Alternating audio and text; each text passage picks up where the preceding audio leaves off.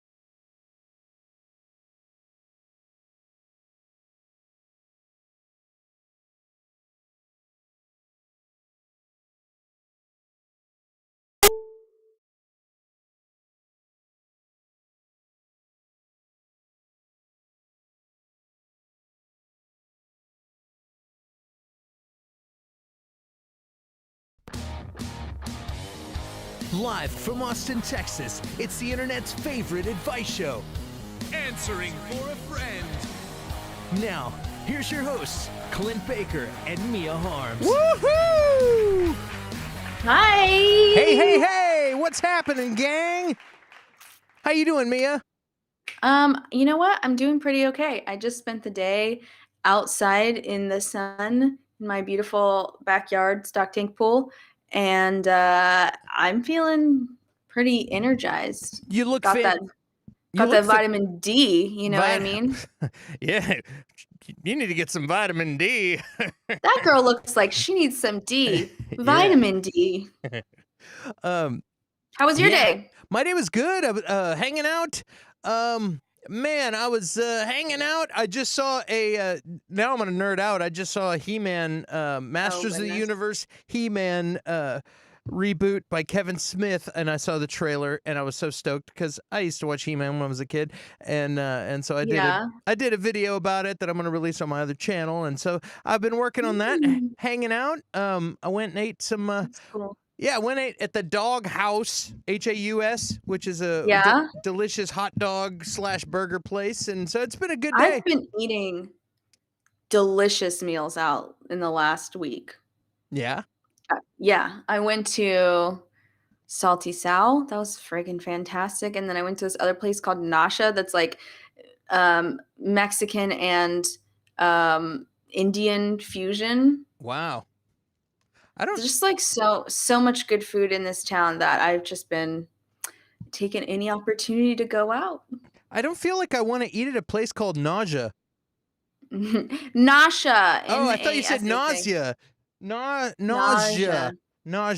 Look, I have a different cup today. Well, I got the water glass. But this cup is so funny because this was a Mother's Day present. Okay, I'm not even kidding you. It says, I thought I had it all. Then I became a mom. And that always makes me laugh. Like, it's supposed to be like, I thought I had it all. Then I became a mom and I realized like I didn't and now I do. But I've always like interpreted it as like, I thought I had it all. Then I became a mom. Then I became a mom. And boy, now I don't have shit. That's hilarious. It always made me laugh. Anyway, so that's my like Tim drinking some tea. Thanks. Thank you. I've got an invisible can right here. Canada Dry. Oh, shout out to my grandfather who passed away about a month ago. He used to say we would go swim in his pool in Alabama growing up, and it would rain, and he'd be like, you have to get out of the pool because it's raining. You're going to get wet. And we would be like, we're already wet. We're in the pool. And then his joke was that he filled the pool with Canada Dry water. Oh. That's a good dad joke. It's a grandpa joke. I have to put that in my database. Oh no. All right. Anyway, I'm excited. Let's do the show. We got some questions. Yeah. We got some comments. We got some. We've already got Punk Rock Phil's already commented 3 times. You know it's a party when that happened. He said my son Ty worked on the He-Man reboot. Awesome. Oh, cool. Yeah. Cool. Not only anti-condiment, I'm also anti-Asian food. I know, hate all you want, but yeah, he likes chicken nuggies and I'm just kidding. He doesn't do condiments, which is cool. I mean, I heard the condiments thing before, but I don't know about all Asian food. There's so many different styles of Asian food. How could you not want to eat any of it? I think it's the vinegary taste that he doesn't like. So that's not all in all flavors. Agreed. But like tangy, there's a lot of tangy and like mustard and ketchup. So you're talking all Asian, like, so all of it, like Chinese, Thai, Japanese, and then Indian. It might just be a thing where it's like a lot, Phil. I don't like a lot of things. I'll just eat off the kids' menu. Do you have corn dog nuggets? Like a thing like that, you know? Like I don't know. Okay. Yeah. Well, remind me not to invite you to Friendsgiving. That's not nice. Phil, you can come to my Friendsgiving. Phil, if you come to Friendsgiving, you have to bring what you want to eat. And if Tess is going to be there, she'll put glitter in the dishes that I ask her to bring. So there's that. Well, before Edible glitter. Before we run off all of our listeners, guys, I All need 4 of them. yeah, we need you guys to like, share, subscribe, click the notification bell, and tell your friends. Let's jump into a question, because that's what we're here for. Yeah. Oh, chickadee China, the Chinese chicken. All right. Tess said yes. Yeah, Tess, you put glitter in the mashed potatoes, the macaroni and cheese. You weird lady. But that's a so you thing to do. All right, what do we got? Glitter, like the Mariah Carey movie. Okay, how can I be memorable in a job interview, but not too over the top? This person feels context. It's all about context. This person feels like either they're super boring, or if they try to be more animated, they feel like they made a fool of themselves and came off weird, and they want to know. They're just trying to get a job. They just want to come off good in the interview. What do you think, Mia? Yeah. Things that I think make you memorable, some important interview tips that I've been given through the years. Number 1 is when they ask if you have any questions for them, have questions for them. Don't use that as an opportunity just to be, use that as an opportunity to get information. And one thing, if questions don't come up through the interview process, things that you want to know more of, have some stuff. You can just Google it. There's tons of lists, and this is a big interview tip, to have 3 or 4 questions, even if you don't really need them answered. It just shows that you're actually invested in knowing more and actually what goes on and how the company operates, and that makes you stand out for sure, having questions, because they're always going to ask, like, okay, do you have any questions for me? And most people go, no, I think I'm good, and if I think of anything. But that's not the way to go. The way to go is to have a few questions for them, and they'll make a note of that you are interested in that. You can actually impress them with the questions. It's not that you're trying to learn, you're actually impressing them with the questions, right? Yeah. Yeah. Yeah, another thing too, I always get their name, address people by their name, look them in the eye, and at the end of the interview, if say Barbara interviewed you, like, thanks again, Barbara, I really appreciate it. Yeah. If know their name. addressing people by their name directly really makes them feel important, and it makes them feel I don't know, it just does something. Another thing too is it sounds like you're going into these interviews without any confidence. I've said it before. There's a thing you can do where you put your shoulders back and you stand, and you have the posture of confidence, and you do that for like a minute before you even walk into the interview, and and breathe a lot, and it changes you. It changes your mind frame. Yeah. And mindset. Taking notes also, like they're going to take notes probably on you, but you also having, a notepad to write a few things down is good. And then all of your nervous energy, this was another good one. If it's an interview where you're sitting, I've been on interviews where I'm being interviewed while touring the facility, so I'm walking. But if you're sitting, send all of your nervous energy down to your feet. But don't like shake your legs up and down, but you can like just gas pedal your feet, tap your feet in a way that they can't see that you're moving, but you're still kind of getting out that little nervous kind of energy. Send it all down to the ground yourself. Yeah, that's good. That's cool. Let's see what some of the chat has to say about it. Michelle Slater says, boom. Always dress nice. Biz casual even makes a good impression. Don't be cute, use slang, or act too casual. Perfect. That was great. Yeah. Absolutely. Now, let's see what Phil has to say. Absolutely. Ask questions. Mia's always right. I'm just kidding. I'm not always right. No, but you do have your shit together. Well, thank you. What's the culture like? What do you think? I lost the question. I lost the comment. It'll be back in a sec. There we go. What's the culture like? What do you think the top 3 priorities that you would tackle first, etc. Blah blah blah. Yeah. Ask the questions. I had a job interview a while back with a nonprofit, and one of the questions I asked was, how do you feel about working in a nonprofit setting versus, a regular office setting? What's different for you?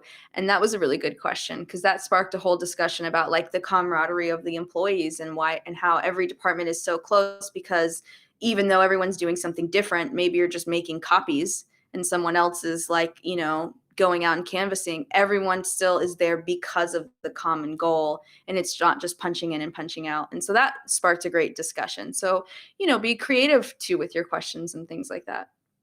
Questions are a big deal. That definitely helps you stand out for sure. And Phil says send a follow-up email thanking them also. That is also great. Yeah. also good. So that they know that you took it seriously. And I would say nonprofit. I've been playing in bands for years. We never make any profit. I've been doing that for ages. And I've got 3 YouTube channels. All right, let's see here. Speaking of nonprofits. 3, Clint, 3. 3. Yeah. Don't judge me. I'm drinking a lot tonight. Yeah, me I took too. a sip of the tea, I'm getting- and then I just went straight from tea to water. I just went from a green can to a yellow glass. I don't know if you saw that. The yellow cup. All right, here we go. Woo! I don't want to get the diabetes. Speaking of segues, Mia, you want to read this one? I'm a picky eater. I'm not keen on trying new foods. I like mostly carbs, and I don't like most healthy options. Without a fatty liver and high cholesterol, the overarching reality of diabetes is looming on the horizon. What do I do? Asking for a friend. Yeah, it's that was with a fatty liver. Oh, sorry. Yeah, no worries. It sounds like you want diabetes. If you're like, I'm aware of all these problems, and I don't like these things, and I'm not willing to change. That's you're sentencing yourself to trouble. You got to make a change. I have a dad who had diabetes and died way earlier than he should have. Was really sickly and uncomfortable in his late years, and I could tell you it's not a pretty thing. So, I'm one to talk. I like beer and French fries. I'm with you. I get it. Yeah. But you got to do something. But I could tell you from someone who's changed his eating styles different times. I was vegan for a year, and I could tell you that at first I was like, this is going to be really hard, but it was a challenge. I was only going to do it for 2 weeks, and then it turned into a month, then 3 months, and 6 months, and then a year. And after a couple of weeks, my brain switched. And all of a sudden, I was craving avocados. I was craving hummus. I was craving bananas and fruits and all spinach. And I wasn't craving bacon and cheeseburgers anymore. And I'd walk by the meat aisle, and I was like, God, that looks gross. I don't know why I used to like that. And it's really weird. So, and then as the ultimate flip on that, when I finally fell off the wagon, I was sitting in a Jim's diner for hours waiting for my mom and my sister who were running late. And I sat there for 3 or 4 hours. I said, hey, I'll drink coffee. I was in San Antonio. I'll drink coffee, which is an hour away from Austin if you're watching from somewhere else. And I'll just sit here and work on some lyrics till my family shows up. And they were running late, and I sat there for hours. Before I knew it, 3 hours later, I was eating a chicken fried steak with eggs, 3 eggs, bacon, and hash browns, and like full on flipped. You're supposed to taper your way into getting back into eating meat again when you've been vegan. I was vegan a year. I just completely flipped. But the point of me is saying this is the next day when I went to the grocery store, I was off the wagon now. And I went back to the avocados and the hummus, and I was like, ugh, that looks gross. I don't want that at all. And then I went over and I got some hamburgers and I got some bacon and I got all these things that I used to like all the time. And overnight, my brain flipped. So, and 2 weeks in, I was like, I'm done with avocados for a while. It took me months to get to where, and now I love avocados again, but it's just weird. It only takes a couple of weeks. It's the same with cigarettes. It's the same with drinking. It takes, 2 weeks to a month to change how your brain's wired in a lot of cases.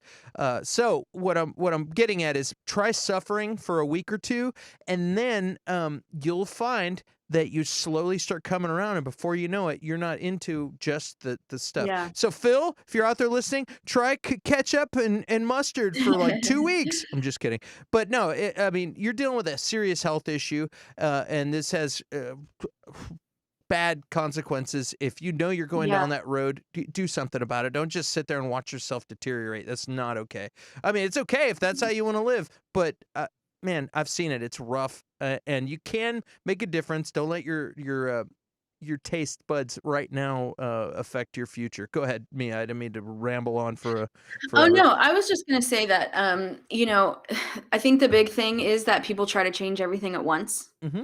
and that's just not feasible in anyone's life to change it all. So maybe just set small goal of making one small change and say like, okay, instead of fried chicken, it's gonna be grilled chicken breast. And I mean, you can season the crap out of chicken breast and make it taste delicious, like there it doesn't have to always be, or one change, like I don't know what your breakfast is, but maybe all you're gonna do is incorporate a very healthy breakfast smoothie. I've made breakfast smoothies. We've talked about this before. You can make breakfast smoothies that with cacao powder, which is, an antioxidant food, and other stuff, and hide greens in it. You can't taste the greens once they're in there. I've done that to, my kid his whole entire life, and he doesn't even know there's kale in his smoothies. So there are things that you can do. And I would say start with one thing, one small goal, and stick to just that one until it's fully incorporated into your diet. And then slowly, start doing another one. Pick one more thing and just that thing. Switching to water is really, really tough, but I, drink water all day, every day. And if I feel like craving something else, I do, Waterloo water. That's just water with flavor, basically, and working out. Working out's hard for everyone. Maybe try just 5 minutes a day walking. That's it. Just 5. Small, tiny things, small changes. If you try to do it all at once, you're setting yourself up to fail. That's For sure. that's absolutely true. Yeah. What do you guys think in the chat? Let's see. What send a follow-up email. What does that have to do with diabetes, Phil? Just kidding. Also has to be sustainable. Yeah, exactly. Yeah. Like she said, you go too crazy, you'll punish yourself for 24 hours and then fall off the wagon and then get discouraged. So Did you get sick when you started eating meat like that? Did the no, gyms make you not sick? at all. That's what I was saying. They say you got to taper Yeah. back, you blah blah blah, and I'm like, no, man. I went full on straight to chicken fried steak and bacon, and Yeah. what's I weird is couldn't do it. I was craving it almost, and the way I kind of justified that, I was like, maybe I'm like low on iron or something, and my body is telling me to go eat that. You know what I mean? Yeah. And I went for it. So I mean, It's weird, like, because I didn't grow up eating red meat. I grew up, mainly on chicken and stuff. So when I was pregnant, I was working somewhere where they had steak, and I was craving these steaks every time they'd come out of the kitchen. And I was like, God, I want to eat that so bad. And my friend was like, you've never eaten a steak in your life. You can't just go eat like a steak, like a medium rare steak. And I'm like, okay, so I got it cooked well done and I ate it. And then, I later learned that to not get cooked, not waste good cut of yeah. meat by cooking it that way. But just, dipping my toes into red meat, being pregnant. And I did get sick, but I was sick like a lot. I don't know if it was from the steak, but I'm just saying, like, it was hard on my system. My system was like, what is this? But now I eat steak all the time. Your stomach was like, you're making a mistake. Boop, boop. Tess Andrews says, we went vegetarian.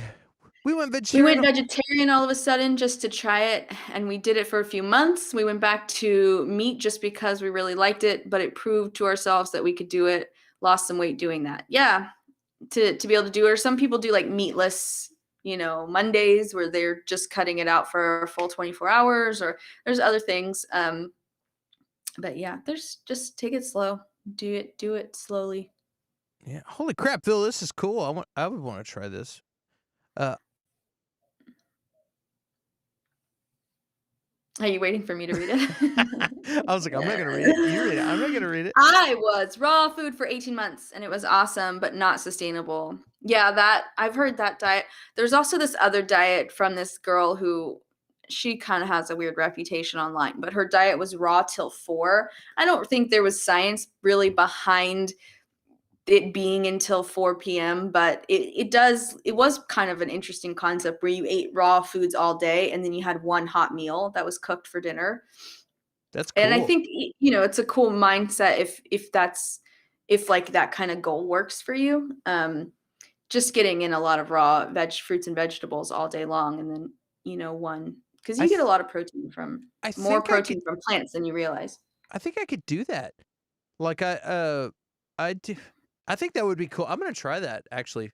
Yeah. Because yeah, I like starting. I drink coffee every day when I get up, but I like starting the day with like a Honeycrisp apple, and then I Yeah. run off and I usually eat a lunch and then end up. But you need to balance that apple out with that's a lot of sugar. You need to balance it out with like some nuts or some like nut butter or something like that, not just the straight sugar. I just figured it was good to get all that energy because I was gonna burn it because it's the beginning of the day. Like I wouldn't eat that before I go to bed, but I ate it in the first thing in the morning. Yeah. But what the hell do I know about nutrition? I'm just a YouTube guy, But that's This even when this guy. even when I was doing trying to do low sugar diets and things like that, I would sometimes eat an apple when I got up, and I figured it's okay. I'm gonna burn this. I'm gonna be up all day. Raw foods 18 months. It was awesome. Oh, it's the same comment. Well, let's move on to another question. Yeah. Bam. Should my roommates have to pay me back for house items that we split the cost of? We are not on good terms. I am moving out. Asking for a friend. Yeah, absolutely. This should be split. Is that even a question? Well, I mean, if you're moving out, maybe it's time, can you just let it go if things aren't good? Maybe it's time to not, bring it yeah. up, but depends on how much you How feel much? like you're owed. That's If true. it's like 124 pack of toilet paper, then yeah, let it go. But if it's like we're talking like for a year of stuff, they definitely should split it. Yeah, I mean, Roommates are hard. it's tough, and this was a 3 roommate situation, and they Mm, all pitched in on some stuff for the house, and I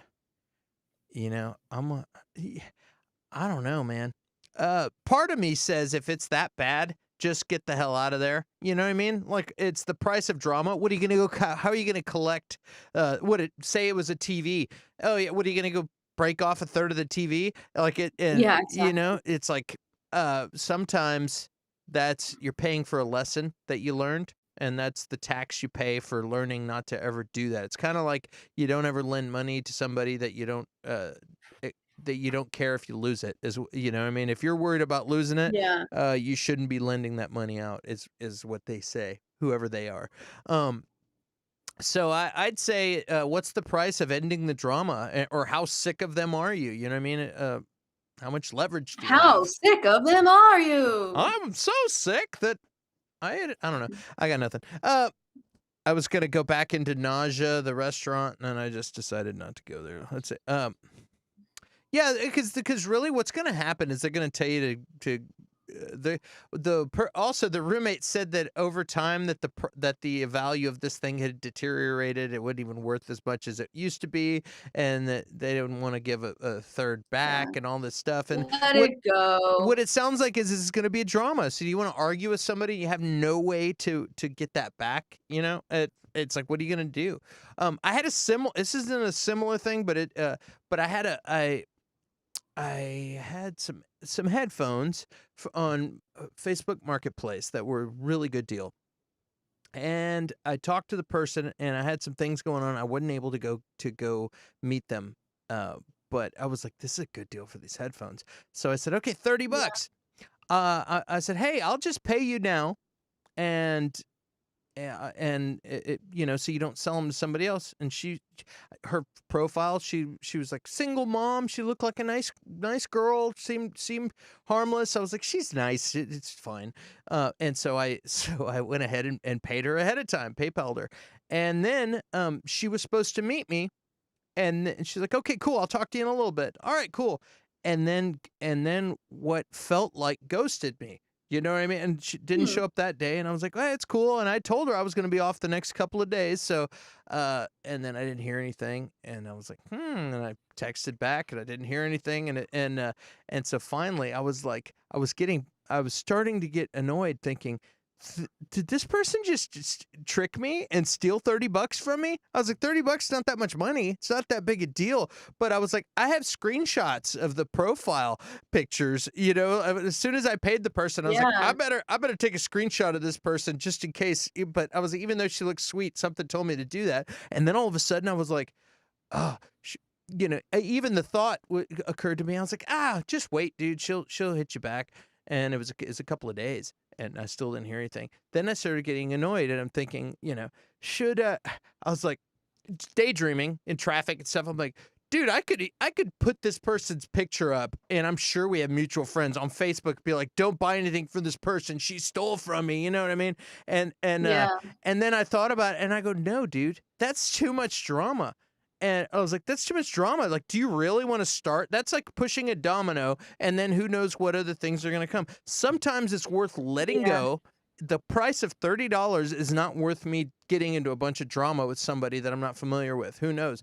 Who knows some friend or family member get pissed at me, or who knows? It's way too, for $30, not worth it. So could be that item or whatever it was that you put money in it's not worth the drama. Just get out of there. If this is a toxic situation, get out of there. And the moral of the story is that the person contacted me back today and said, hey, Clint, I'm so sorry that I haven't gotten back to you. I refunded your money to your PayPal. I feel terrible. I've had some really serious family things happening, and I've just been unavailable, and I'm really sorry about it. If you want the headphones, I'll just give them to you. And I was like, you see, Clint, I knew it deep down. I was like, I could tell it was a good person. And I told her, I was like, no, I'll still meet you and give you the money for the headphones. You don't need to give me the headphones because I had to wait. I was busy anyway. It wasn't a big deal. But it's funny.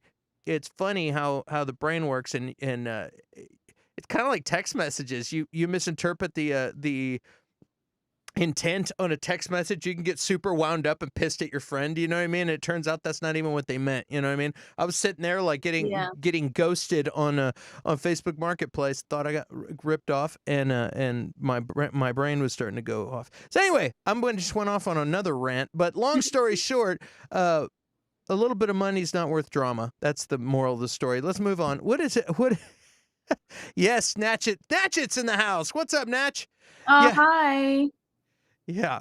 The text message thing is hilarious. Let's see here. Yeah. But, I also think, too, in situations like that, like you were giving her the benefit of the doubt. Yeah.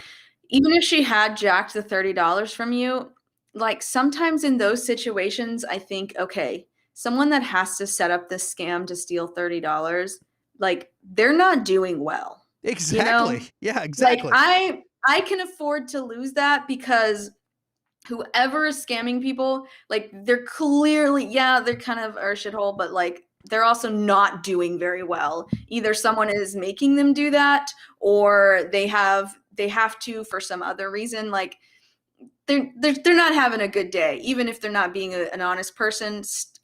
You can still give them the benefit of the doubt. Now, if somebody jacks like 30 grand from you, a different story. But I think with smaller amounts, I usually go like, okay, clearly, like I had a friend he traveled to India, and he was in India with a buddy, and there's a common scam where there'll be a little boy on the side of the road with a crate of broken eggs, and he's crying, and he's just like waiting for people just to give him money, especially tourists, walking by. And my friends, the guy he was with, gave the little boy like $100, and my friend was like, that's a scam, right? Why'd you just give him $100? And he's like, yeah, I know it's a scam. But if a 10-year-old boy is sitting on the side of the road with a fake carton of broken eggs crying for money, he doesn't have a good life. Like, Yeah. somebody is waiting for him to come back with money. And who knows how bad that situation is. I can spare this $100, even knowing it's a scam. Like, Yeah, I don't know. if you gotta go to those Damn it, being a good measures, person's exhausting. I know. Whew. And my instincts were right, and that in case that person's watching, she turned out to be a good person, and I knew it. You know what I Well, mean? good It's for like, you. I mean, I have friends. Uh, it just reminded me of friends of mine that that are good moms with young kids that are good people and that just got a busy life and stuff. And I was like, there's a Yeah. reason. I know it, but anyway, Yeah. let's move forward. Let's see. Natchet says that's why I love this show. The compassion. Yes. Aw.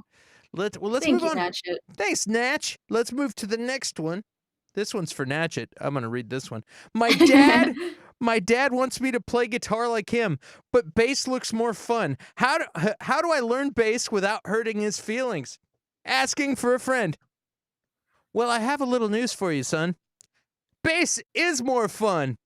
I play guitar and bass. Bass is more fun. So, your dad wants you to be like him, and that's okay. But you want to do your own thing. You might have a little bit of a rebellious thing going, and that's Yeah. okay too. What I would say, and Natchet, that was a real one, dude. I didn't make this up for you, buddy. That was a real one because he's like, ha ha ha ha, wow. The thing I would say is, Dad, if I play bass, I could play in a band with you. We can jam if you're playing bass. Now, I don't jam Yeah. with anybody. I don't jam, but I rehearse. But Clint doesn't jam. Keep Clint that does in not mind. jam. ladies and I gentlemen. rehearse. We're gonna get shirts that say that Clint doesn't jam. Yeah, I do not jam. Hey, Clint, man, you want to come over and jam? I don't jam. I rehearse. All right. Yeah, a bass is more fun. You're on the right track. Yeah. Now Is someone's bass face also their O face. bedroom face? Yeah. Their bass. Sometimes I've been like watching because bass players really have like a bass face. Yeah. Yeah, especially like in jazz bands and stuff. So sometimes I'm watching the bass player and I'm like, do you think that's their sax face? I'm saying that with a scrunchy face. Yeah, Maybe you gotta I'm make not this into face. it. You put your hand like this. You're like, that's my O face. It's like you're trying to keep your mouth closed. All right. Bass is a gateway into guitar. Also, who can feed a family and live on their salary? Family Not a five bass on their player. salary. That's not true. Bass is not the gateway to guitar. Just so you know. Heroin is. Yeah. I'm just kidding. That was a joke. Some people would say that bass is a bunch of failed guitar players, but that's not true either. Bass is where the real rhythm is at. Yeah, and we got some. And the real O faces. Also, The bass. Phil is not seeing Natchet's comments. That's not on accident. Natchet asked me not to let you see his comments. So, he is. There's a feud. Just kidding. Well, we're putting them all up on the screen, Phil. So look at the screen. Yeah, look at the screen there, pal. We're reading them. We're reading them out loud. Well, let's move forward. Let's move forward. Yeah, backward. But yeah. Learn bass. Go with your heart. Feel the vibration. Yeah, I would say that too. Do what you want to do. The fact that you still even want to be, do something guitar. It's not like you're like, no, Daddy, I'm gonna go learn how to. I don't know. The other thing was that he was learning. He's even learning guitar. So you are making your dad happy. You're learning guitar too. Yeah. That's cool. Play bass. Your parents don't get to influence every single thing that you do. Yeah, he should just be happy you're going with music. So, all right. Oh, here Tess got as a comment there. My dad is a hunter and fisherman. He has always been disappointed that I don't enjoy killing animals. He will stay disappointed for the rest of his life. LOL. I totally agree with that. I could never hunt, and I have family members who have done that and stuff. And it's just, It's not for me. It's just Yeah. not your thing. It's okay. I'm kind of the opposite in this, and where like my dad was an actor for a while, and I kind of wish he had pushed me into theater when I was first starting out, getting to pick like elective courses, where I was in band and I played percussion, which was fun, and steel drums, but I always took art. I studied art, middle school, high school, and college. But I do wish that I had been pushed into theater more. I wish my dad was like, "Hey, I was an actor, maybe because you're kind of weird. Maybe you'd like it too." But maybe he was like, don't do it, kid. Stay in school. Stay in school. Yeah, well, he had a pretty good thing going before he, worked his normal corporate-ish job thing. Let's see what else we got going on here. What do we have going? What else? What else we got? Oh, here we go. My boyfriend makes it a point to call out attractive women. He says things like, she's really pretty or she's attractive, and repeats it a lot. How can I tell him it makes me feel uncomfortable? Am I being jealous or just ignore it? Asking for a friend. That's interesting. Yeah. I also had more context to this question. Oh, you got more context. Okay. Let me see if I can find it. Give me that context.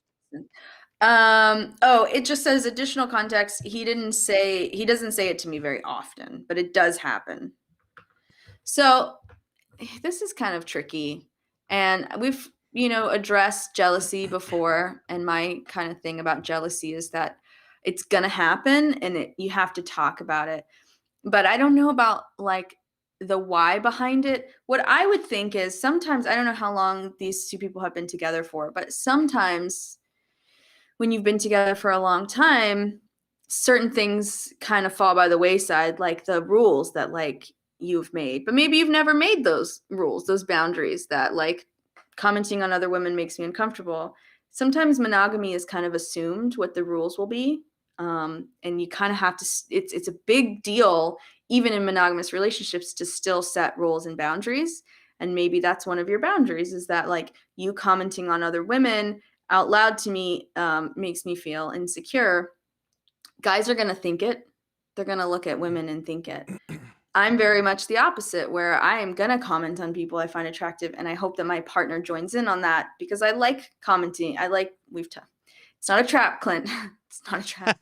But, if this is like a newer thing, I'm not sure where it's coming from. Maybe he's just super duper comfortable and thinks that you guys are really comfortable together. Or maybe he's, trying to hint at something else. I'm not sure, but you got to have a conversation about it if you're, harboring feelings towards it. Phil says Scarlett Johansson is attractive, not a trap. Scarlett Johansson is attractive. She is. If we were at a bar together and she was there, I would be like, oh my God, she's look attractive. at that super hot chick. And I would hope my partner would be like, holy shit, she's super hot. That sounds like a trap. It sounds like a trap. It's like, man, my boyfriend likes to comment on how attractive the bartender is when we go out, but it's okay. That's not a trap. But I'm gonna be upset about it. If you're an adult and you're in a relationship that has traps, then you're an immature person. Yeah, dude. That's why I'm saying it's not a trap. Why would? Yeah, but people are weird. People are weird. People react to stuff. I know. That's why communication is the most important thing. And I'm not even kidding you. Everybody says this. What's the key to a good relationship? Communication. But do you know what that actually means? That doesn't mean coming home and telling each other everything about your day and everything going on in your life and how you feel about it. That actually means going, okay, this thing that's uncomfortable that's happening in my relationship, it needs to be addressed. And we need to sit down and have a conversation about it and work through it and come to a common goal. And if we want to be together and make this work, it has to be worked through, I'm grinning a little bit because I'm thinking, and Mia's like, Clint, it's not a trap. Women set traps. That's just it. Okay. They do. That is a generalization. It is a general. Not all. Not fair. No, it's not. But I'm not talking about all women. and guys at home listening, uh, think about it. I'm not talking about your current girlfriend. Think about all your ex-girlfriends. Think about all of your ex-girlfriends and tell me that one of them wouldn't be jealous if you were commenting on somebody else.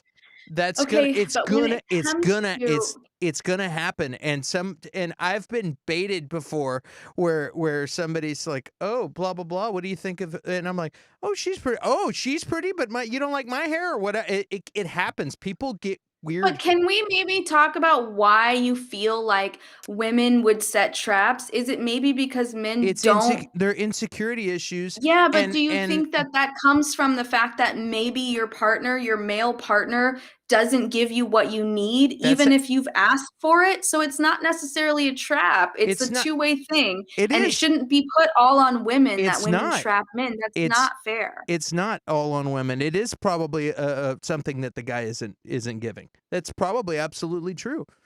Ask for what you need for No, real. yeah, agreed. But I'm saying sometimes it is, and now in this case, this question we're talking about, like, it, who knows? We don't have. There's still not enough context to Yeah. answer this question. You know what I mean? It could be the guy's a complete douchebag. You know what I mean? And as a wandering eye, that could be the deal. It could be that, and I mentioned this to you earlier, and you're like, "Hey," and I'm like, "Is this just what it could be?" I'm not saying this is the thing. I'm not saying that, but I'm already putting disclaimers. I haven't even said it yet. But Yeah, exactly. sometimes, well, I'll flip it. Sometimes a guy, stays groomed and fit and does his thing, and then after he's been in the relationship for 6 months or a year, then he gets lazy and his gut starts hanging out, and he doesn't take care of himself like he used to, and he just gets sloppy, and because he's found his special someone, and he doesn't have to look good anymore, and it can happen on the other side too. Sometimes you don't spend as much time putting on makeup and looking nice because you're comfortable, and But you're you like, you know shouldn't what, have you to. shouldn't have to. But I'm saying sometimes somebody says, hey, I can be myself now. I don't have to put on a show. It sucks that you had to put on a show in the beginning in the first place.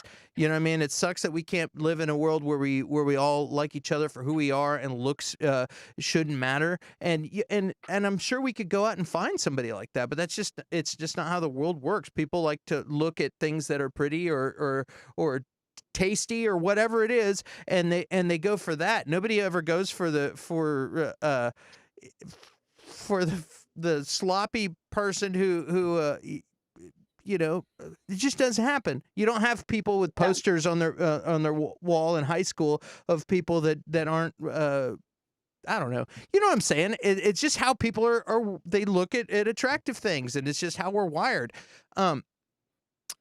But it shouldn't matter, but it does. So the point is, there's not enough context to properly answer this question, because who knows? The guy might be a jerk and just likes as a wandering eye. She maybe isn't putting as much effort. Maybe he doesn't like how she dresses. Maybe he's like, man, I wish. Maybe she's dressed as preppy, but he got with her because he really liked her personality and really was into who she is. But then he's pointing out all these alternative chicks who have like punk rock clothing. Is like, hey, look, she looks good, and he's instead of communicating, he doesn't want he's can't just say, hey, you would look cool with a Sex Pistols shirt on. You know what I mean? But Like, he doesn't get to tell her what to wear. yeah. And then next thing and maybe he's just making casual suggestions. He doesn't get to tell her what to wear. You're absolutely right. But if he is not into the person he's with, he might go elsewhere, and that's the deal. It's Yeah, it's a but I tricky mean, thing, because as far as principles are concerned, you could, here we go. A woman should wear whatever she wants and look like whatever she wants, as long as she expresses herself. That absolutely is true. And a guy should have the same freedoms. There you go. We said it. that's true. But you know what? I just think it still comes down to having a conversation, like, and using it as an opportunity maybe to define boundaries, and not being unrealistic with that either, Yeah. because men are not going to only look at you even if you're in a monogamous relationship. I'm a woman and I can't just look at one partner. I mean, I'm going to just notice hot people or people I'm attracted to. That's just how it goes. But, you know, him pointing it out all the time is the issue, making you feel insecure. Maybe he's not, you know, hitting on you, flirting with you when you're out, and it is just commenting on other people, and that's totally not fair to you. That's a rude thing to do in a relationship. And you know, yeah, use it, communicate, be like, listen, this is what's been happening, and not in an attacking way, an Yeah. angry way. You can totally approach it and like, hey, I've noticed this a few times we've been out, that you've, you know, made these comments, and this is how it makes me feel, and this is a good opportunity for us to talk about other boundaries that I may have, and if they're not respecting your boundaries, then they're not respecting you. And also, I was thinking, I wonder how, if alcohol, if it's alcohol related, Oh, that if could this be. guy's like Yeah. this, you know, maybe 2 beers, he doesn't say anything, and then 4 to 6, he's like, "Look at that ass." Well, the other thing too is like Yeah. there's, I think that the person who asked the question needs to instead of asking us about it, needs to ask that person about it, because it's Well, yeah, they definitely hey, need to communicate. there's a million freaking scenarios, and people are attracted to different people for different things too, as far as that goes. You know, some people don't care about looks. That's a whole other thing. But in Yeah. this situation, this guy's bringing up the looks. You know, it's like, uh, hey, both times he said that, the person has red hair. Is he trying to tell me that he thinks I should dye my hair red? Are you trying, you know what I mean? Like, hey, you've Yeah. said that about the one girl at the Domain, and you said it about the other girl at Emos. What were you trying to say? You know what I mean? Like just Yeah. directly address the elephant in the room. That's the best way to do I it. also wanna say too, when you do bring it up, because you're going to, because Mhm. you're in a committed relationship and you don't wanna feel the way that this is making you feel, you go girl. When you do bring it up, if he comes back and doesn't meet you with, like, this kindness, this way to talk about it, and he comes back defensive or blaming or points something out about you that you're doing wrong that makes him feel a certain way, that's not a constructive conversation. That's like deflecting, that's being defensive, that's a characteristic of narcissism, and it's not, that's, hopefully that's not the way it goes. I talk about communication so much, and in my mind it always goes a certain way. Of course, that's not how it always goes, and how that conversation goes is so telling about that person. And it's tough, but sometimes you're just not right with the right person. That's absolutely true. And I wonder Yeah. too, does because people always present, when they present their case, it's always a biased argument. You know what I mean? It's like, and that's how I'm trying to look at Yeah. it, like from the guy's perspective and her perspective. Of course, she's going to give it, like whoever's presenting their case is going to be give the I'm not calling this person that, but I'm saying the victim's perspective of Yeah. like, hey, I'm presenting this, and it's always going to be slanted. And I just wonder, does she say things about other guys? You know what I mean? I've been in serious Yeah. relationships to where, one time in Europe, uh, and I was on vacation with my ex-girlfriend in Europe, and then she said, "Hey, I don't want to make you feel uncomfortable or hurt your feelings by saying this." And we were, but there are a lot of, but there's a lot of really good-looking men here, and I'm not saying, and I go, and I said, I'm glad you said that, because there's some really good looking women here, and I didn't want to make you feel uncomfortable, but I've been like, whole, and Yeah. I was like, it's because we're in another country, and it's a Yeah. different gene pool over here, and everybody's really exotic. You know what I mean? Compared to you know, and that happens when you travel. You know, like, wow, there's a lot of good Yeah. looking women up here. But yeah, like we and we both communicated it in a mature manner, and Yeah. Yeah. it went fine. And then And after then you that, had orgies the whole trip. yeah, and after that it was cool. You know what I mean? And if I was like, holy smokes, Oh, but to the other thing that I was gonna say, because this just popped in my head, and this might help with this conversation. yeah, Um, when approaching this in any communication, Oh my God, this is such gold. And if you guys don't know this, please adopt this into your communication policy, your handbook. Always use I statements. It's never like you look at other women and you comment on other women, and when you do that, you make me feel this way. Don't. That's attacking behavior. That immediately makes the other person get defensive. If you use clear, direct I statements, when we go out and you comment on other women, I feel this way. It makes me feel like this. It's a you thing. It's a you problem. It totally changes conversations. It keeps them calmer. It's amazing. You guys read a communications textbook. It'll change your life. Yes. Not that I'm perfect at communicating. Like God knows I've, had my issues, but I'm working towards the goal.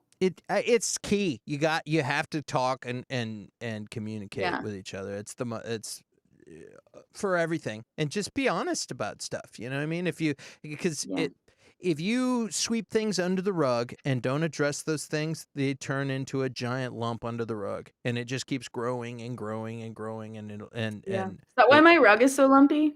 That's why you got a runky No, lub. my downstairs rug is really Whoa! lumpy. I don't want to know about the rug. I'm just saying. Yeah. What was I gonna say? Sorry, Mom.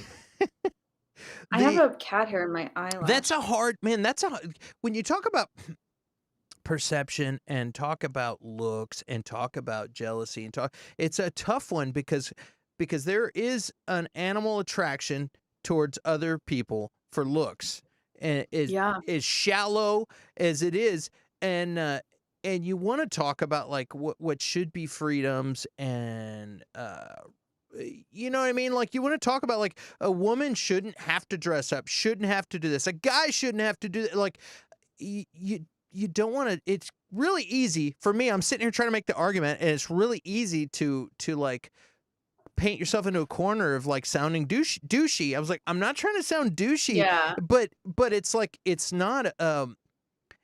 That's a thing. Is people get comfortable and quit putting effort sometimes, and you know what I mean? It's like, hey man, Clint, you gotta sometimes you gotta do some sit-ups and keep looking good, because there's some buff guy that works with your girlfriend, and who's putting in the work. You know, I mean, it is a thing. It was me.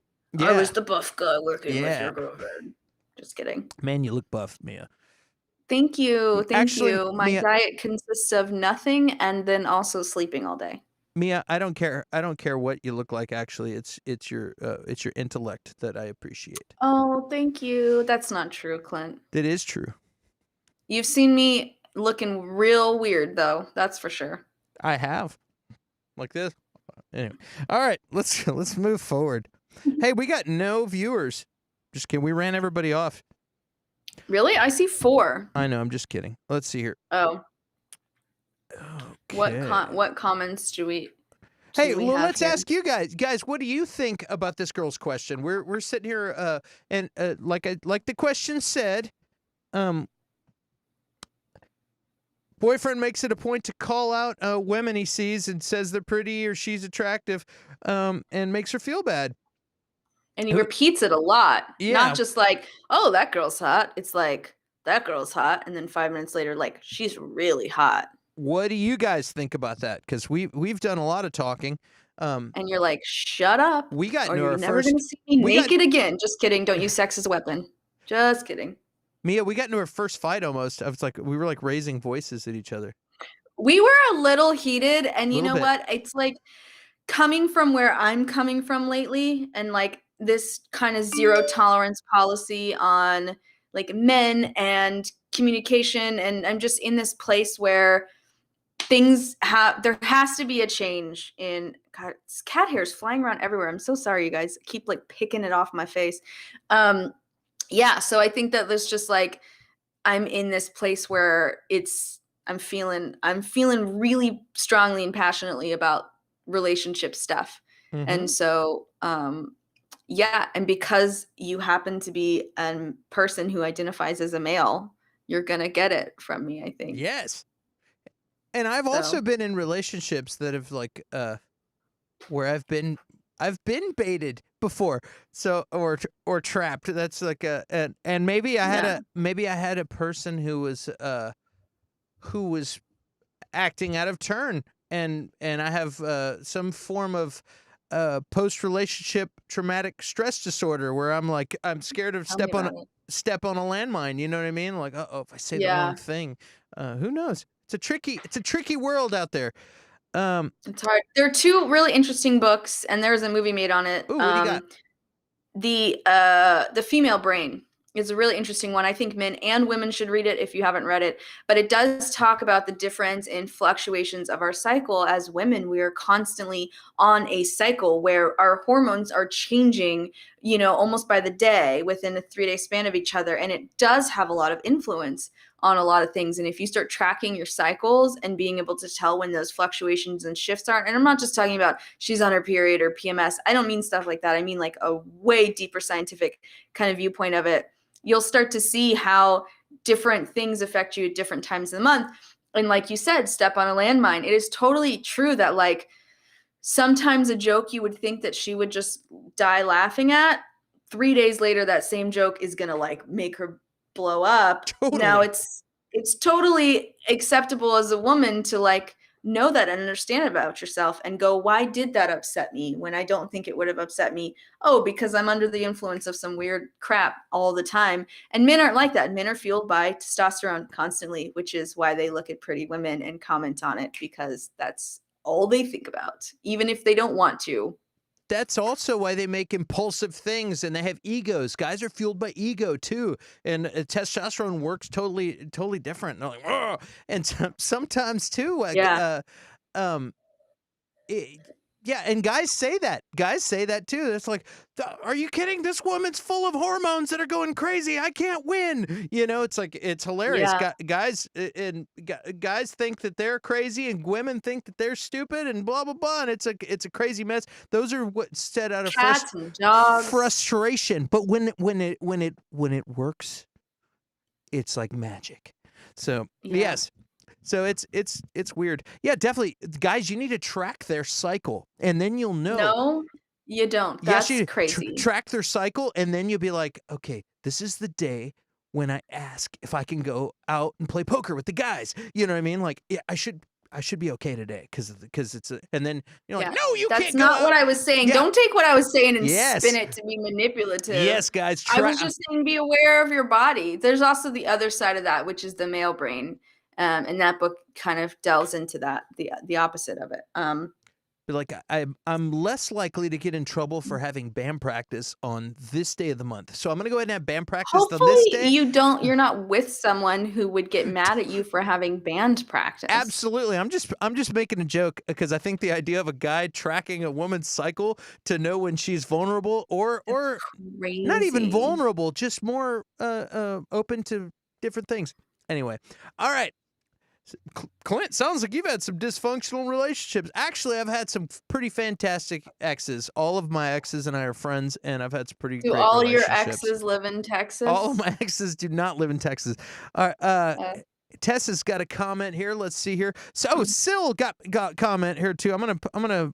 What's up, Sil? Sil Abdul Inc. Guys, check out his YouTube channel. He's got an awesome YouTube channel. Talks a lot about DC stuff. If you like Batman and the Snyderverse and Superman and all of those things, Clint, DC Comics, buddy. All right, I'm breaking it down for the normies who don't know about the comics that might be in the chat here. I'm the one who doesn't know. Sil's awesome. Sil and Mikey are great. So Tess has a comment here. I feel like it's a boundary that should be established at the beginning of the relationship that will tell you early on who this person is and how much they respect you. Yeah, I mean, well, and I was saying that too about boundaries. Monogamy is a very interesting thing, and I've spoke about reading books about polyamory before to gain more insight, but I will say that in monogamous relationships, I tend to see that boundaries don't get defined because they're assumed that they should be one thing. And that's not the same for every single person. If you're in a monogamous relationship, one person might think that commenting on a pretty girl at a bar is cheating, and one person might find it flirtatious and fun and fuel their bedroom stuff. One person might not like the fact that you're texting, a bunch of female friends all the time without including them. And one person might be like, thank God he has female friends, so I don't have to talk to him all the time. You have to define what monogamy means to you, because it's not just one thing. And when you really start to learn more about different types of relationships, open relationships, polyamory, all that stuff, you start to learn how much communication goes into making those work and how many boundaries are set. And that should also transfer over to monogamy too. And that is like a huge deal in dating. And I'm totally glad that I have all of that insight, because it helps in the long term. Yeah. Let's see. Fill out a comment. All right. Maybe I should be a dating coach. I You should should. contact my friend who's going to be on the show at some point, I think. Just be like, what do you think about all my dating advice on here? You have a lot of great dating advice, Mia. I just want you to know. Really? Yeah. Gosh, I wish it worked in practice. I'm just the voice. I just have the voice. But you're the brain. You have the voice and the hair. And the brain. Don't discredit yourself. The voice, the hair, the brain. Don't discredit your hair, Clint. Never. The technical skills. I'm the producer / voice. Mia's the brains and the beauty. Oh, thank you. Yeah. Well, let's move forward, because man, I looked. We're already over an hour on this podcast. Just kidding. This is a fun one, though. I know it is a good one. It has been a lot of good debating, discussion-y stuff. Let's see here. Do we have more questions? We have like 3 more. But what food items seems? What food item seems totally fine until you realize how it's made? Hot dogs. Hot dogs, all day for 100. Ooh. Vienna sausages, same as hot dogs. Cricket tacos. Anybody out there got anything to say on this? Because we're gonna move fast to the next one. Because I just thought it would be funny to see what the gang would say. Yes, Phil and I both said Vienna sausages. Yeah, if you thought, I would say anything that's processed you'd probably go, a lot of sugar in that. Yeah. Gummy bears. Oh yes. Ooh, gummy bears. Gummy bears. I've heard gummy bears are gelatin, basically. Which that's you and your candy. Yeah, Slim Jims. Oh, I've never really wanted to snap into one, so I do like. You know what? I was about to put my foot in my mouth. I'm gonna do it. Step back from. It was a meat stick joke, but I'm just gonna let your imaginations take you on that ride. Yeah, I've been. I was gonna make a Slim Jim joke. All right, we got it. Yeah. Mechanically separated chicken. Another one. In Slim Jims, gross. I don't want to know about that. But what I will say, I've heard that imitation crab meat is like fish hot dogs. Ew. Oh yeah. Yeah, that's gross. Gross. Fig Newtons. Fig Newtons. How are Fig Newtons made? I don't like them anyway. They're total grandma cookies. Are they even cookies? No, they're not. They're something else. They're Newtons. What's a Newton? I don't know. How is it made, Phil? How is a Fig Newton made? Yeah, how are they baked? I don't know if they're baked. They're not boiled. We know that. Well, let's move on. This was a fun, quick one. Let's move on to the next fun, quick one. You don't want to talk about it for 30 minutes, Clint? No. What's a fashion trend that you can't stand? Asking for a friend. I go first. High-waisted jeans. Don't like them. Sorry. That's ladies. all I wear. That's it. I don't like them. Yeah, I don't really give 2 craps what somebody else wants to put on their body. If it feels good, then wear it. And no fashion trends bother me, because I'm just like, you own it, girl, boy, whatever. You do you. But I'm sure there are things that I kind of go, but why? And I think more where I go, but why, are like that everyone flocks to the same thing. And it's not like as unique as, I think that's when I'm like, okay, like a style of dress will come out and that every store will start to carry that kind of version and everyone's wearing it. And the people that go from, that to then when the trend changes, that's what I think I'm more like, nah, it's not for me. But does it bother me? No, I don't think anything that anyone wears actually bothers me. What do you think about Crocs? You've done some medical field stuff. How do you feel about Crocs? Crocs ruined one of my feet. I had to do a lot of therapy, PT on my foot for wearing Crocs in the medical field. So Crocs are a slippery slope, I saw that meme where it was like, Slip on. You buy Crocs because you're like, I'm going to use these when I'm, gardening or doing chores around the house. The next thing you know, Crocs at the grocery store, then Crocs at a freaking wedding, I don't think that they're ergonomically good for your foot. They no. They actually are kind of orthopedic. Nurses wear Are them. they orthopedic? Yeah, They do, but I see it caused me a major issue, and that's because I have a very, very beautiful foot, which I've mentioned before. It's gorgeous, high arch, perfection, and they didn't give my arch support, and it ended up having. Did you like, get the plantar fasciitis? Plantar fasciitis? I did, and I had to do all this foam rolling. And what's interesting? My doctor was like, don't wear heels because that's going to make it worse. It's going to screw your foot up. And guess what? He was wrong. Guess what fixed it for me? Heels. Wearing heels. Because of my high arch, it put my foot in a position that actually worked. And when I was in flat shoes, it would come back. So I'm going to give you a tip. heels. I got a tip for you, Mia. They make, if you're wearing Crocs, they make Birkenstock slip-ons.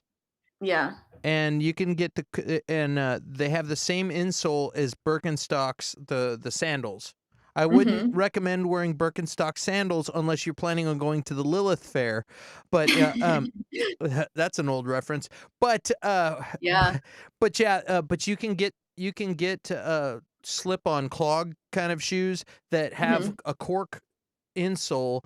And they're great for plantar fasciitis. The cork molds to the shape of your foot, and they're fantastic. So Birkenstocks are very good for plantar fasciitis. I liked the fact that heels cured it for me. Yeah, I was like, oh, you mean I get to wear cute shoes all the time? If you could be a nurse for 12 hours wearing heels, no, I'll wear. I found that just regular actually trail running shoes were the ones that were the most comfortable for me when I was. Doing 12s, three 12s in a row. Phil says baggy jeans. Tess says pants around your thighs. Pants around your thighs. Do you mean like boyfriend style clothes, like boyfriend jeans, boyfriend? Yeah, this baggier. Men's sandals. Phil says anything that shows men's toes. None of this stuff bothers me. Face masks. Boyfriend style clothes, Birkenstocks, anything. Yeah. Oh, you just read all the comments. I'm like, man, I'm saying all these things and they sound familiar. It's because Mia just read all the comments. I read all of them. All of them. Well, let's move on to the next thing. Yeah. What else do we have? This is a long show. I can't believe we still have people here with us. Here's a big one, guys. Do you have an internal monologue? Whatever do you mean, Clint? Clint, whatever do you mean? Some people don't have an internal monologue. Fun fact, some people have an internal narrative and some don't. As in, some people's thoughts are like sentences they hear, and some people are just abstract nonverbal thoughts and have to consciously verbalize them. And most people aren't aware of the other type of person. I read this was a poll that was taken over a year ago. Yeah, and some people don't talk in their head. They don't hear, like, I hear voices and some people don't. Like, I talk to myself in my head like, dude, don't you better constantly. I'm constantly talking to myself in my head. Like, I'll tell myself, Clint, you better put those clothes in the dryer because otherwise you're going to fall asleep. And when you need them in the morning, they're going to be gross. You know what I mean? Or whatever. Yeah. Like, I'm constantly. It's every single thought I have is spoken to me in my mind. But check these out. I never even thought that it wasn't possible to have that. I never even thought that there could be a difference there. I'm shocked by this. Yeah, when I started reading this thing, I was like, this is blowing my mind. Like this person's asking the other person, when you lay in your bed and think, you don't hear your voice, like, can you say a complete sentence in your brain and hear it? And this other person's like, no, I just see words. What? Yeah, mind blown. If What? I'm laying in bed and I'm thinking I need to go brush my teeth, that was spoken to me. Yeah, look at this one. When you think, can you hear your own voice in your head? Like, can you think in complete sentences in your brain and hear it? No, LOL. Why? And he's like, because I can. I'm what like, the heck? I almost think that this guy's getting trolled or something. And that makes sense. Like, it might sound so weird, but whenever I would watch a movie and that the person hears their own voice in the movie, Yeah. I would literally think, like, I wish that was a thing. And the other person's like, that is very much a thing. And the other person's completely mind blown. Like when somebody's talking to themselves in a movie and Yeah. they're like, I wish that was real. They're like, dude, that's freaking real. That is exactly crazy. I mean, I still can't even wrap my head around that. This is not a thing. Now I'm going to try to start identifying that I know personally where it is and is not a thing for. Now, do you think, now this is interesting, the people that have like no filter, people that really just can't hold it in, do you think that they don't have it? I don't know. Because I'm constantly saying things before I say them out loud in my mind. If you get, and I talk to myself too a lot when I'm like driving or whatever. And if I'm alone, instead of it just happening silently, it usually happens out loud. This person wrote this long blog about all this, and the person that put the poll out first, because this happened like through a text message. This guy figured this out, and then he asked people, and there was conflicting answers, and half the people don't hear an internal monologue, and they're like the other people do, and it blew his mind. So then he wrote a big blog about it. But it's interesting if you get a chance, do a search for it and read about it, because it's really crazy. But then it starts talking. There's articles that talk about there's some people that hear music all the time in their head, and they're like, is that sometimes is like I mean severely, like from the time they get up to all day, and they can't shut it off. Like it'll be a loop and it'll just repeat. And I'm like, I can relate to that. I do hear music it's sometimes, but not all nonstop. There are people that are like cursed that they can't turn it off. Like it's just going all the time. And sometimes I have a song that gets stuck in there, but guess what? My internal voice talks over that song. I can have two thought processes going at once. Yeah, me too. And also it says that there's some people that they seem more spontaneous and like they don't say the thing in their head before they say it. It's like they don't even know what's coming out of their mouth. It just happens. Yeah, that's what I was saying about people that we typically say like they have no filter or they can't think before they speak. This is saying that actually is a thing that they can't do. When it just comes in, it goes out. Before they even have time to know that it popped in. That might be what it is. It might be. I don't know. It's interesting. That's so crazy. Yeah, I'm just, and I'm witty, and so things do come in quickly, and but I can always stop myself from saying it. I have the ability to not say it. I just typically choose to, because, I like to get the laugh. I have 5 things being said at this 5 conversations in my head happening at the same time constantly. Yeah, I have several going on at the same time also. There's always, sometimes one of them is about like some task I need to be doing, but then another thing is like me talking about a situation, and then it's a lot going on up there. Phil says, I don't, but anxiety brain is different. Phil, do you mean you don't have an internal monologue? Like you don't hear yourself saying, "Oh man, it's getting late. I better turn the TV off and go to bed"? Or do you just think that, or do you actually hear words in your head? Like can you have the conversations in your head? So it's not that's interesting. Oh, sorry, yeah. Go. It's not third person. It's not planning. It's more like you have all of this shit to do and will never get it done. Anxiety brain. Monologue is more like planning. Interesting. So when I'm like, okay, having a conversation with someone that I don't really want to be talking to, or they're droning on or something, I'm literally standing there thinking, oh my God, will they please shut up? And it's talking that in my mind. Yeah, me too.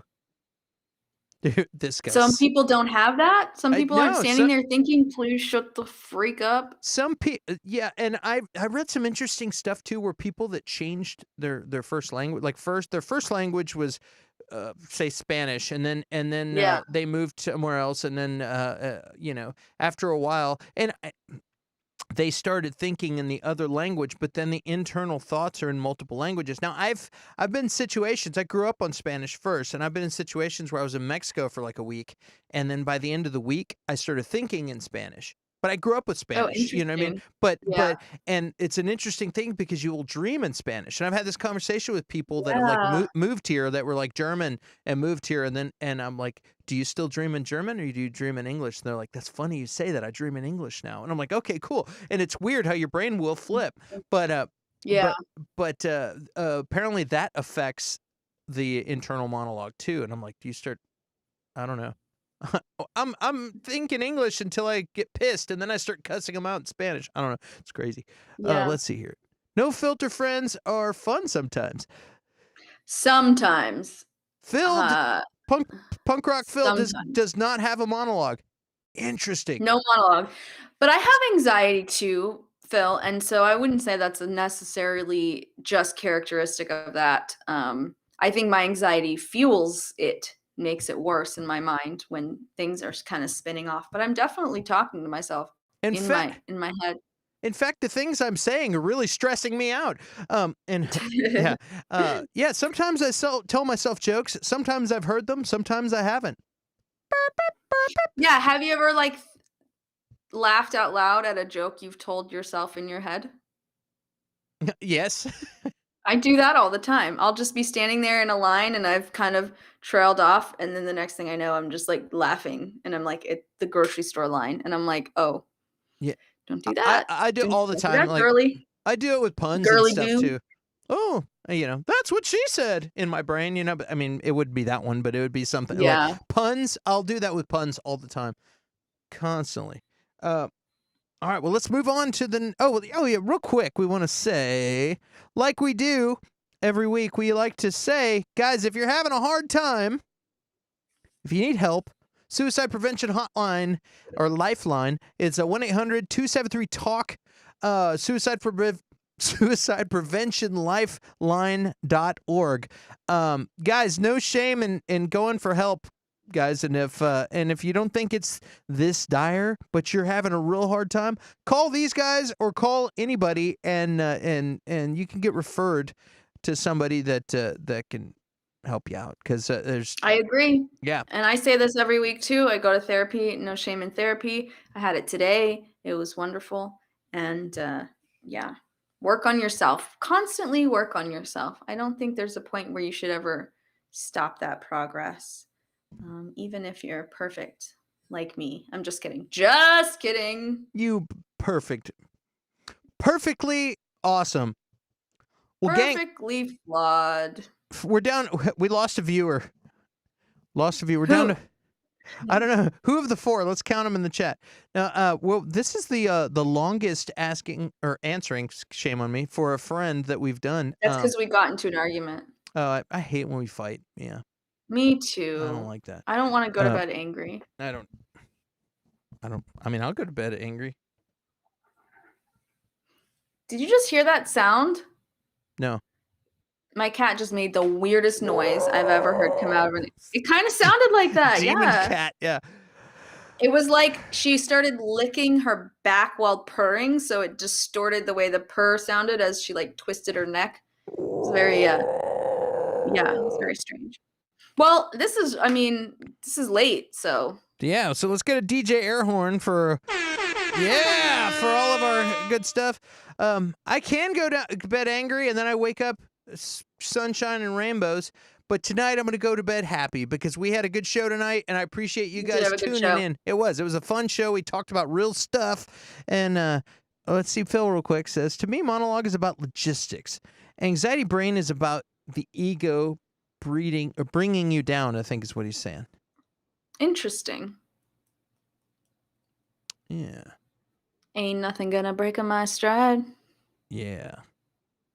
Ain't nothing gonna slow me down. Oh no.